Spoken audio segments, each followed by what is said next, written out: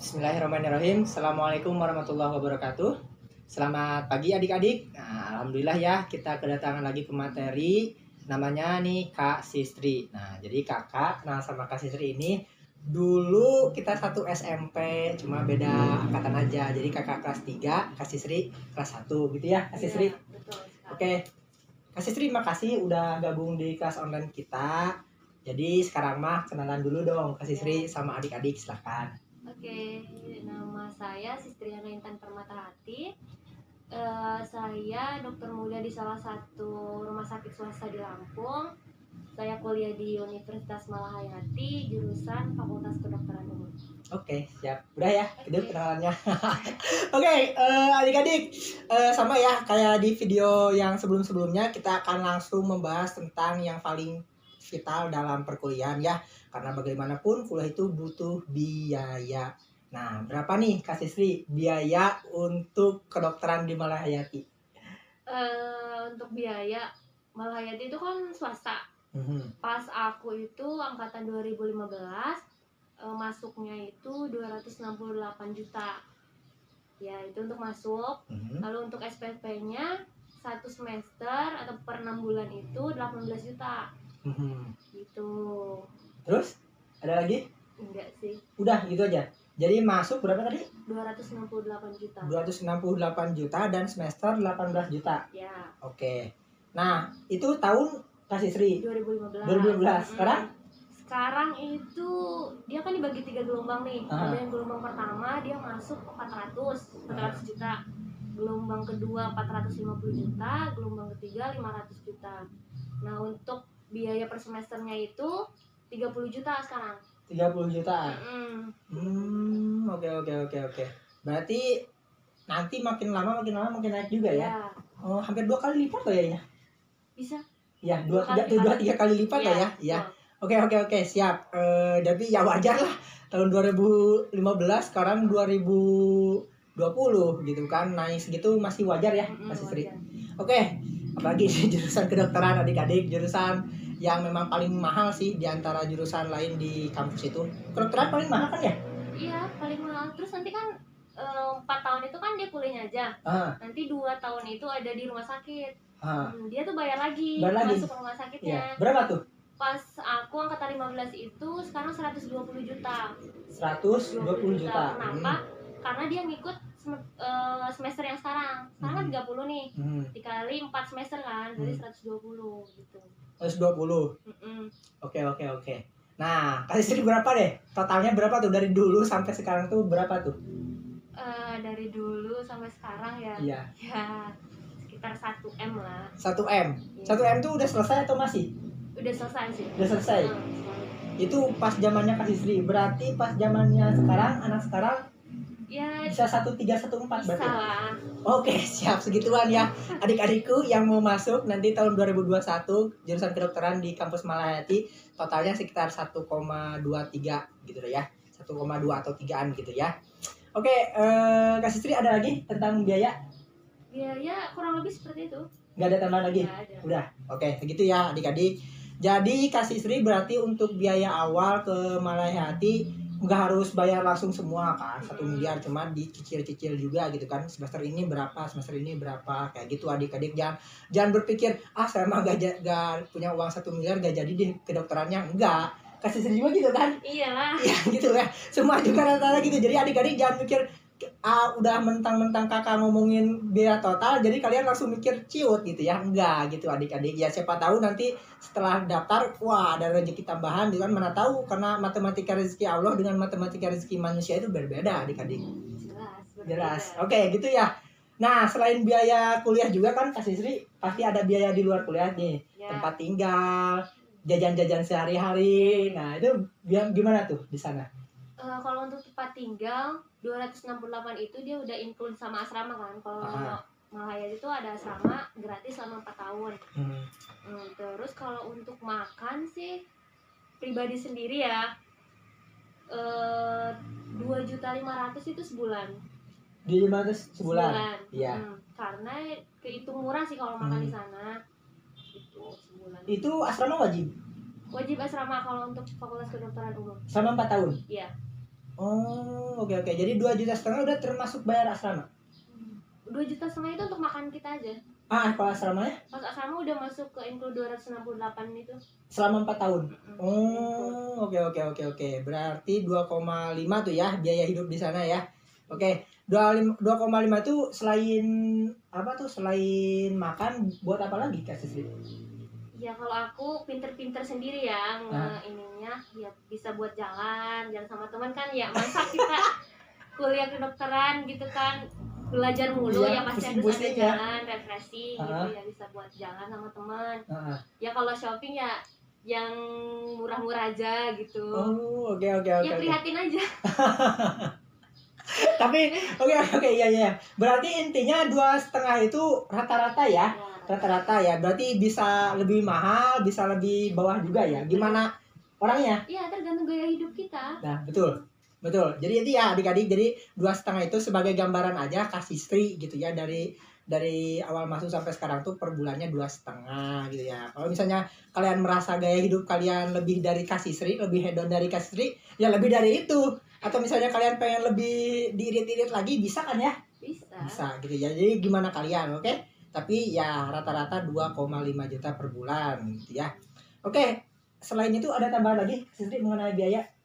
Ya ada sih. Ya ada ya, udah. Ya itu di luar itu masih jalan-jalan sendiri ya, uang biasa gitu ya. Oke, siap ya. Itu ya adik-adik masalah biaya. Pokoknya kalau misalnya kalian belum paham tentang masalah pembiayaan, masih pengen yang lebih rinci, kalian komentar aja. Nanti akan kalian jawab dengan menanyakan dulu ke Sisri. Oke, gitu ya. Lanjut kita ke pembahasan cara masuknya, Kak Sisri, gimana? Cara masuknya itu kemarin kalau aku kan ada jalur undangan. Jalur undangan itu masuk. Ada yang jalur undangan, ada yang tes dulu, ada yang masuk langsung. Kalau aku kemarin itu tes dulu di sana. Tes, dia langsung keluar hasilnya. Terus ada langsung perjanjian. Jadi kalau misalkan udah masuk, udah tesnya keluar, nah kamu mau masuk apa enggak? Jadi di situ ada apa sih kwitansi. Ternyata kalau misalkan kamu mau masuk, untuk biaya awalnya dulu itu 50 juta. Gitu, 50 juta. Terus misalkan kalian mau daftar lagi ke univ lain misalkan, swasta deh. Kalau swasta, uang yang udah masuk ke dalam itu yang 50 juta itu dia nggak bisa dikembaliin ke kita. Kalau swasta kita swasta lagi. Kalau misalnya ke negeri itu 100% uang kembali. Gitu. Nah terus gimana? Ya udah masuk kayak gitu udah. Itu kan kalau gelombang 1, 2, 3? Ya beda karena kayak selang beberapa apa sih namanya, kayak ada dari waktu 1 bulan misalkan ini penerimaan gelombang 1. Nah udah 1 bulan itu tutup gelombang 1. Nah masuk ke gelombang 2 dengan harga yang beda-beda juga. Beda-beda. Jadi biasanya emang gelombang pertama tuh lebih murah ya? Lebih murah gitu ya adik-adik. Jadi kalau misalnya kalian pengen yang lebih murah ya masuk aja gelombang pertama gitu ya. Ada ini nggak tes selain itu, selain yang biaya tes gitunya? Nggak ada sih. Nggak ada. Jadi dari awal udah perjanjian itu aja ya. Oke siap. Itu ya adik-adik, pokoknya kalian persiapkan lah ya. Bagaimanapun ya kalian udah ada hal umum lah ya. Kalau misalnya ngomongin kedokteran itu dalam hal pembiayaan mah bukan uang yang sedikit ya, kedokteran tuh adik-adik kayak gitu. Jadi itu cara masuknya. Kita lanjut ke Kak Sisri sendiri kenapa sih alasannya pengen ngambil kedokteran gitu? Alasannya sih ya dari kecil juga memang cita-citanya jadi dokter. Tapi kan kebanyakan kalau anak-anak kecil ya emang siapa sih cita-citanya mau jadi apa, jadi dokter. Tapi pas udah gede beda kan, berubah. Kalau aku sih emang dari kecil menjadi dokter dan alhamdulillah sekarang masuk juga ya, alhamdulillah gitu. Jadi cita-cita dari kecil nih adik-adik. Oke. Jadi Kak Sisri itu bukan masuk kedokteran bukan karena alasan yang lain ya gitu. Jadi memang cita-cita dari kecil. Jadi buat kalian yang merasa cita-citanya masih berubah-berubah gitu ya, sok dari sekarang ikhtiar lagi gitu ya. Oke, itu ya Kak Sisri ngambil jurusan kedokteran. Terus belajarnya apa aja Kak Sisri? Belajarnya biasa kayak kuliah biasa. Dosen yang ngasih materi. Tapi kebanyakan kalau FK itu dosennya ngasih materi sedikit nih. Jadi kita yang nyari. Jadi cuman kayak dokter ngasih materi itu cuman mancing doang. Dan sejauh mana kalian bisa belajar gitu. Jadi kasih A misalkan. Jadi kita tuh dari A, B, C, D tuh kita harus sudah tahu duluan. Dokternya cuma ngasih dikit, terus kita harus lebih berwawasan lagi. Terus ada yang namanya tutorial. Tutorial itu misalkan satu dosen, terus ada mahasiswa 11 misalkan. Jadi satu kelompok kecil. Nah itu tuh biasanya dosen ngasih clue. Jadi buat ngasih apa sih namanya, kasus. Jadi kasus penyakit misalkan Tuan A datang ke IGD dengan keluhan sakit perut misalkan. Nah cuma segitu nih dokternya ngasih. Nah kita tuh nanya keluhannya apa lagi, gimana gitu. Jadi kita tuh nyari kasus, terus pemeriksaan fisik, pemeriksaan penunjang, biasa kayak lab gitu-gitu. Terus sampai penata laksanaan, sampai prognosisnya itu kita harus tahu. Oke. Terus ada juga skill lab. Skill lab itu mengasah kemampuan kita. Kalau tadi kan dia materi. Kalau sekarang itu skill lab itu mengasah kemampuan. Jadi kita tuh harus prakteknya lah istilahnya. Jadi kita harus, misalkan ada nginfus. Jadi kita belajar nginfus langsung pakai alat. Langsung juga ke manusianya. Oke, terus? Terus mau ngejahit misalkan. Iya. Ya udah ngejahit. Gitu. Oke, iya. Itu skill lab. Terus? Gitu. Kebanyakan seperti itu sih materi kuliah biasa, tutorial sama skill lab. Skill lab. Skill kita. Oke. Skill ya adik-adik. Oke. Itu belajarnya ngapain aja tuh? Jadi udah kejawab ya. Kayak singkat, penjelasan belajarnya ngapain aja singkat, tapi setelah kalian nanti menjalaninya juga cukup lama ya, karena kedokteran ini bukan yang 4 tahun selesai ya, kayak Kasih Tri juga gitu kan, udah 2 tahun, udah 4 tahun terus tambah lagi 2 tahun ya. Udah itu baru selesai ya? Iya, selesai. Nanti kan ada ujian negara. Oh, ujian negara. Setelah 2 tahun di rumah sakit ada ujian negara. Kalau lulus kita udah jadi dokter. Kalau nggak lulus ya kita ikut lagi ujian. Ya gitu. Tapi nggak ngulang 2 tahun di rumah sakit lagi? Enggak. Jadi kita ulang ujian itu aja? Ujian itu aja. Nah ujiannya itu dia ada CBT yang computer based test, sama yang skill itu namanya OSCE. Iya. Jadi kita bener-bener langsung ke pasien. Kita ngelakuin anamnesa itu kayak tanya jawab apa keluhannya gitu. Terus pemeriksaan fisik sampai tata laksana kita harus ngelakuin itu ke pasien. Berapa lama? Di situ ada 12 stase. Jadi 12 ruangan, dalamnya ada dokter sebagai pengujinya, sama ada pasien dengan keluhannya, terus kita nanya. Gitu. Jamin nanti dinilai sama dokternya. 12 stase. Oh, stase. Apa tuh maksudnya? Stase itu kan nanti ada penyakit anak, ada jiwa, ada penyakit dalam, itu semua di-OSCE-in. Jadi skill kita. Oh, gitu. Itu biasanya berapa lama? 1 hari. Oh, 1 hari selesai? 1 hari selesai. Oh, oke. Dan hasilnya bisa? Hasilnya itu biasanya 1 bulan kemudian bisa. 1 bulan kemudian. Kalau nggak lulus berarti ikut lagi bulan depannya? Iya, ikut lagi bulan depan. Dan itu bayar juga? Bayar lagi. Oh, berapa? Nggak tahu sih kalau itu. Oh, nggak tahu ya? Karena belum tahu gitu ya? Belum. Oke, itu ya adik-adik, itu kan panjang jadi. Jadi kalian jangan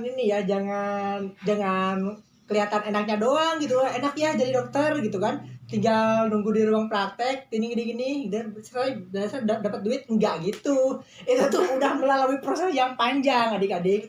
Gitu ya. Sama aja kayak anak-anak teknik juga kan, kalau misalnya ngebenerin sesuatu tinggal beres dapat bayaran gede gitu kan, padahal kan dia ngebenerin mesinnya itu butuh waktu yang berapa lama gitu. Sama kayak dokter juga gitu. Jadi kalian jangan anggap suatu pekerjaan cepat selesai itu kok enak banget, tapi prosesnya sebelum dia mengerjakan itu tuh panjang adik-adik kayak gitu. Nah, Kasih Tri, kita ngebahas beasiswa untuk FK sendiri ya. Kalau di kampusku beasiswanya itu ada khusus sih, ada beasiswa untuk anak yang hafal 30 juz. Oh, Masya Allah, ahli sama ukti itu ya? Iya. Itu sih yang lebih diutamakan itu. Oh, itu yang lebih diutamakan. Karena Malaya itu tuh berbasis Islami sih. Oh, berbasis Islami. Iya gitu. Tapi kalau non muslim masuk sana boleh? Boleh. Oke. Tapi ya intinya muslim kalau nggak berkerudung berarti nggak boleh ya? Iya. Harus ya? Gitu adik-adik ya. Jadi karena berbasis Islam itu, jadi hafiz aja ya. Dalam kampusnya cuma hafiz aja. Iya. Oke gitu ya. Jadi kalau yang namanya beasiswa masih sebenarnya kalian mau nyari dalam kampus atau luar kampus juga boleh sih ya gitu. Cuma kalau yang disediakan dalam kampus itu tadi dan itu beasiswanya sebelum atau setelah diterima? Sebelum. Oh, jadi ada tes itu ya. Itu full sampai akhir. Jadi nggak perlu bayar 1 miliar itu ya? Iya. Oh, gitu ya, Masya Allah. Allah. Mempertahankan 30 juz itu. Selama 4 tahun di kuliah. Karena yang 2 tahun mah di luar kampus kan ya? Iya. Oh. Jadi gitu. Oke, Akhi sama Uti yang sedang mempunyai hafalan 30 juz, silahkan kalian daftar ke Malahayati. Lumayan kan, kalian gak bayar 1 miliar lebih buat menempuh pendidikan ini, gratis gitu ya. Akhi sama Uti silahkan. Oke, ini mas sekarang sesi bebas aja nih, Kak Sri mau menyampaikan apa ke adik-adik, silahkan. Cuman menyampaikan kalau mau masuk kedokteran itu benar-benar harus diniatin. Kenapa? Karena yang pertama untuk biaya itu nggak main-main ya. Betul. Untuk itu biaya nggak main-main. Masuknya juga udah besar. Yang lebih susahnya itu untuk biaya sehari-hari. Karena kan banyak orang yang bisa nih dari awal ada nih uang misalkan 268. Itu untuk awal doang kan. Nanti pas untuk sehari-harinya nggak ada. Nah itu yang kebanyakan problemnya itu yaitu jadi di tengah jalan putus. Kenapa? Karena nggak ada biaya gitu. Oh gitu. Banyak yang kayak gitu. Jadi harus benar-benar diliatin. Terus tanya juga orang tua, yaitu keuangannya bisa apa enggak. Jangan cuman awal doang yang bisa gitu. Terus kedokteran itu harus belajar diri sendiri. Misalkan kayak dokter masih sedikit, kita tuh harus bener-bener nyari tahu lagi. Kalau kalian mau maju ya kita harus bener-bener belajar. Karena kedokteran itu lulus masuk barengan, lulus itu nggak pernah barengan. Ada yang nggak lulus, ada yang ulang, ada yang di tengah jalan berhenti gitu. Beda kayak fakultas lain mungkin ya, yang masuknya barengan, lulus juga barengan. Kalau kita enggak, siapa dia yang cepat, dia yang akan lulus duluan gitu. Jadi masing-masing. Oke. Masing-masing kalau itu. Oke, ada lagi Kak Sri yang disampaikan? Apa lagi ya? ya itulah niat, yang penting niat sama keuangan. Bener. Lagi-lagi kita ngomongin keuangan lagi gitu kan ya adik-adik.